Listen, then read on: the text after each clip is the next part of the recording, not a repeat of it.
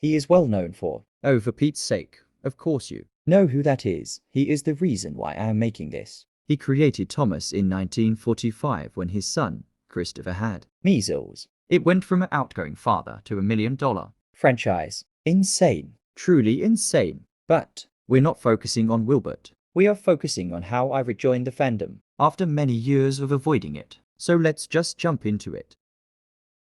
Okay, so let's get a quick outline of my childhood. I grew up watching the classic era, plus season 8. In my house, the DVDs were watched religiously, to the point of the discs became hockey pucks. When I was younger, I must have had over 50 Thomas DVDs. It was wild. I started buying the toys. I was utterly obsessed, albeit very short of money. I always wanted every Thomas character on Wooden Railway and Take and Play. I remember even getting my mum to get a job lot of Thomas toys back in the days. It was raining. She still pulled through. Shout out, Mum. But yeah, I was over the moon after I get a Wooden Railway or a Take and Play character.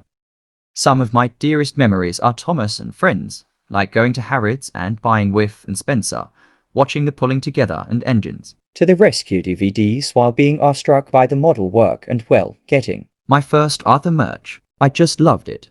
Yet, in year 4, when everyone was interested in Transformers and Ben 10, I was interested in talking trains, which was classed as uncool back in primary school.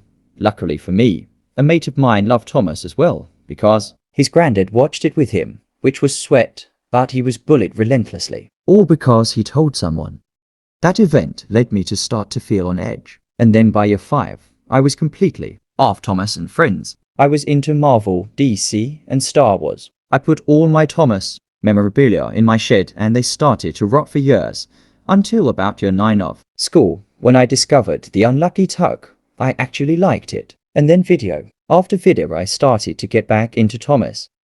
I watched every classic season back to back. I got out my toys out, played with them 24/7s. I loved it. Absolutely adored it. I was in the Thomas Reddit, wiki, etc. I watched the Unlucky Tug and Thomas Wooden Railway daily. I was just attached. If you tried to, you would know. I must have spent over £250 on Wooden Railway. It turned into an addiction. I was a DDICTD.